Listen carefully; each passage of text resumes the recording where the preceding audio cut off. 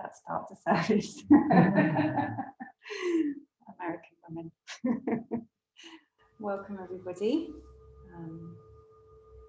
My name's Satya and I'll be leading practice this evening. Welcome in the shrine room here to the people that live in the temple, and Fee, got Izzy, Philip, Bri, Jame and me. Casper will slip in at some point, he's got another meeting. And at the moment, welcome to Sam, who's not too far away from here, I think. And we may have some other people sliding in at some point. I'm really enjoying the white flowers on the shrine tonight, Brian. I'm going to have to ask you where you got them from. In the garden somewhere, I guess. Ah, he's not going to tell me. So I'll talk us through what we're doing a little bit, because there's a couple of people here tonight who haven't been here before. And we start with Dharma talk. And I wanted to say something this evening about my weekend. Just come back from Cornwall, where there were various protests against the lack of various things that the G7 leaders could have been doing. And we had our two dogs with us, so the idea was always it would be half protest, half holiday. But one of the things that I was really reflecting on over the weekend, as we joined in with various things and sat on the beach and ate ice cream, was that I felt that I could do with some kind of role within these protests. That I wanted to do something, I wanted to be useful in a particular way, rather than just floating around and helping out when was needed. And there are lots of different roles. Our friend Chris, who came with us, drove a minibus. There's people who make food. There's legal observers. There's well-being. And quite a few of those roles I felt like I could do, especially well-being. That's my job. I know I could do a really good job of that. And as I was driving home, I was thinking, okay, maybe I should just sign up to well-being.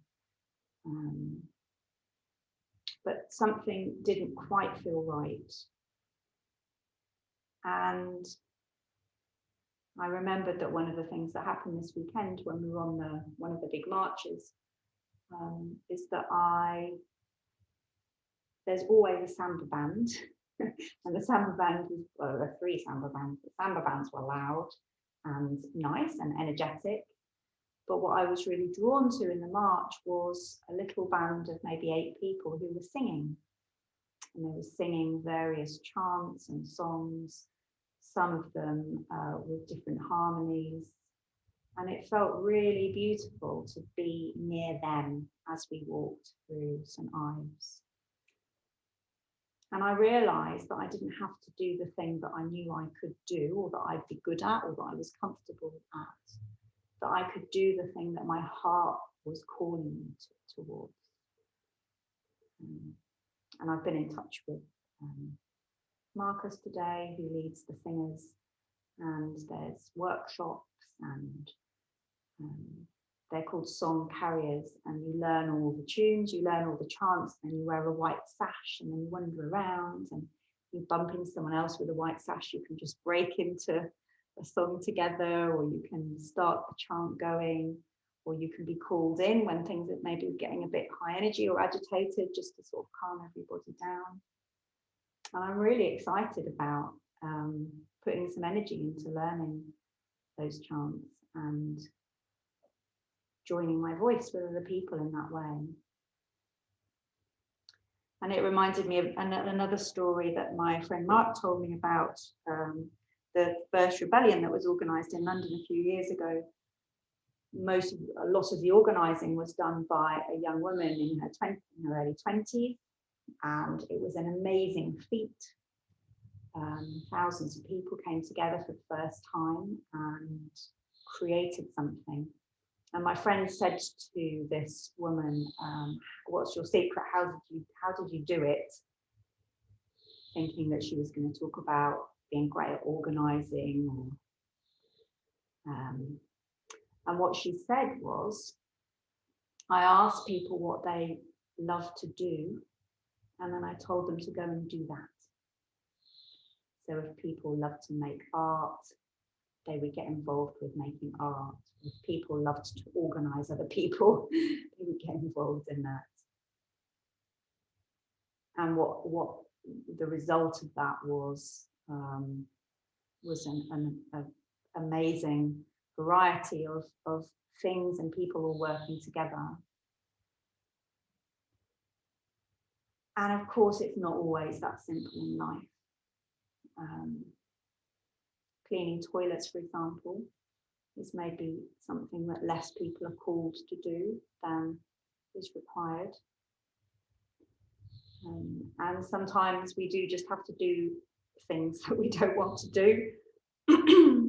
Since when we were on holiday, we got an email telling us that someone had reported the temple for the new colour, and the council were asking us various questions, which we thought we'd covered, but turns out maybe we hadn't. So that's all been pretty horrible this week, and I think we're at the other end now. But you know, we just had to deal with that. Life sometimes presents us with things we just have to deal with it with. I guess that my invitation is that we don't always leap to doing the thing that we feel we ought to do, or the thing we feel we can do, or the thing we feel other people want us to do, but to just tune in to our longing, to tune into our yearning, to tune into what makes us excited, and just experiment with stepping in that direction. And I generally feel like when we're happy doing the work we're doing, the work benefits from that. The stones that get painted here at the temple are all, they contain the spirit with which they are painted. And when people find them, some of that spirit gets passed on. And Buddhism encourages us to live as much of our lives as we can in that spirit. That we care for the things around us, we pay attention, we offer what we have to offer.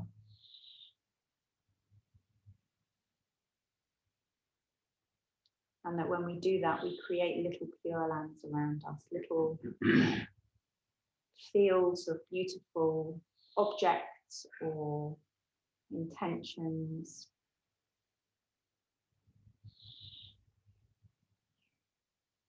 And we're all finding out what our own particular yearning is, what our own particular calling is. And sometimes that takes a whole lifetime.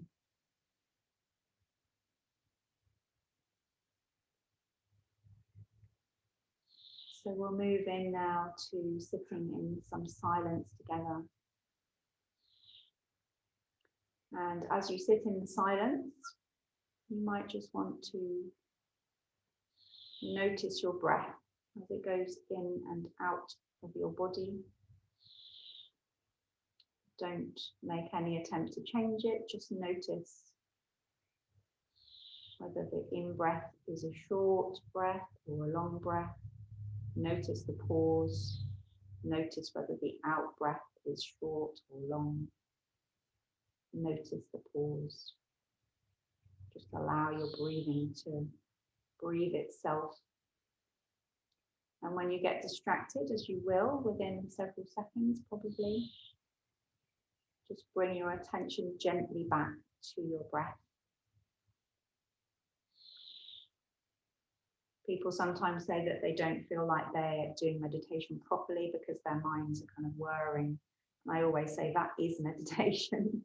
As long as you're sitting still as you can. That is meditation, but that our minds are often whirring. but that very slowly, if we keep returning our attention to our breath, that whirring slows down a little bit. We maybe even get little tiny moments of silence, of stillness. And after a while of sitting quietly, I will begin chanting, and I will chant the word Amitabha. Amitabha is the Buddha of infinite light. And do join in the chanting wherever you are.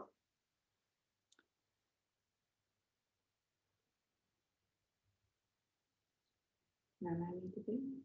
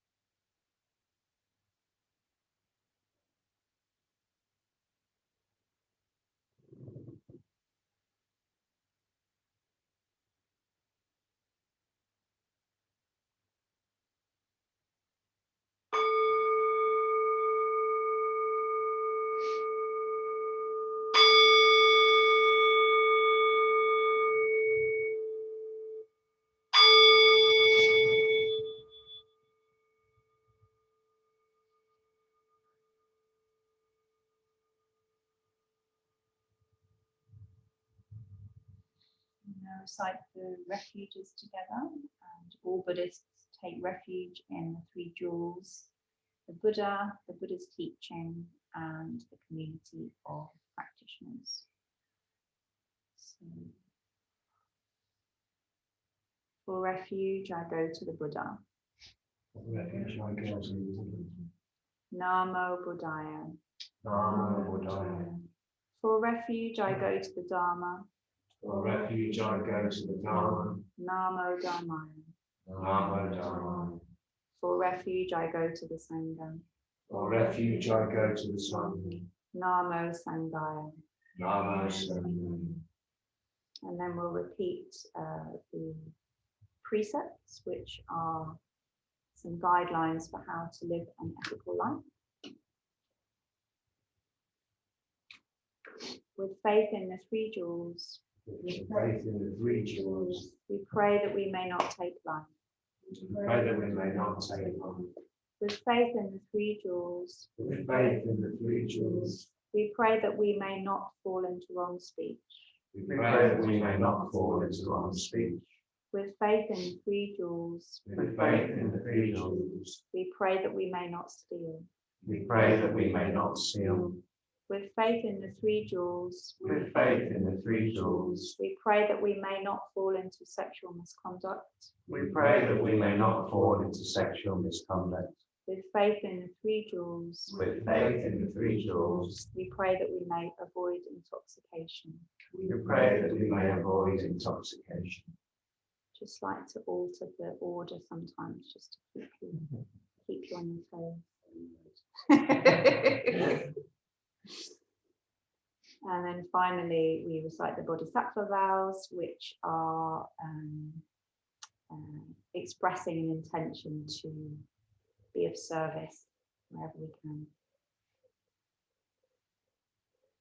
Innumerable sentient beings, We vow to save them all.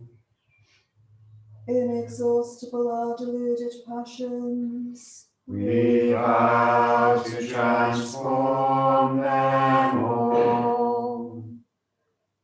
immeasurable are the Dharma teachings, We vow to master them all. infinite is the Buddha's way, We vow to fulfill it completely.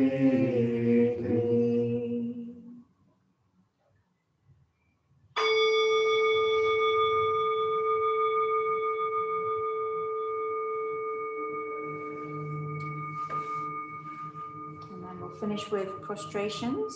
So the words of the chant that we chant are Namo Amitabha.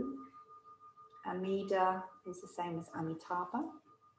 And Namo means I call out to, so it's the Japanese form of connecting with, taking refuge in Amida Buddha. And we prostrate to the floor. You might not be able to see some, but any kind of bowing is good. Namo Amitabha.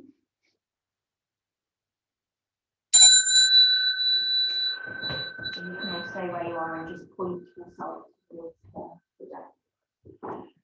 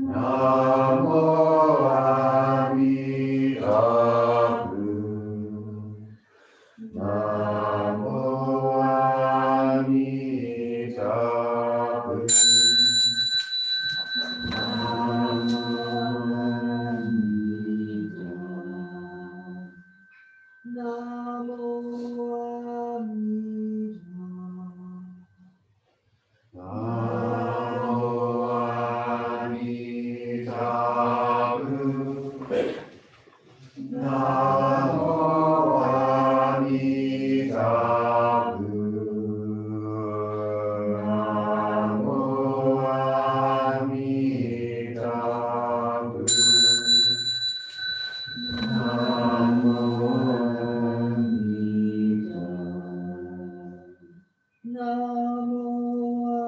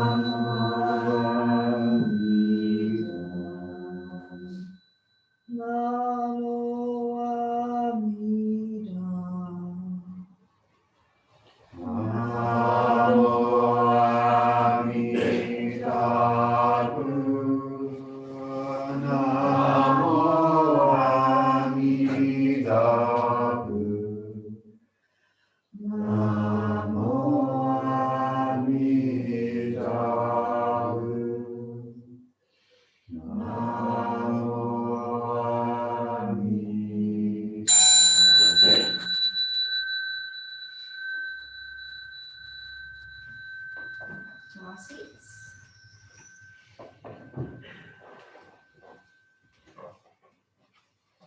So then we bow to each other.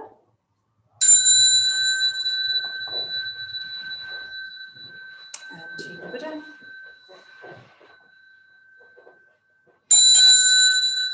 And then to our seats. And then Sam, do unmute if you are able, and we will recite a closing verse together, which I'll just put in the chat box. Still haven't printed out any bits of paper, so I really should do that. So, blessed By Amitabha's light, take care for all living things. Careful. of the holy earth. Hallelujah. Going to stop the recording.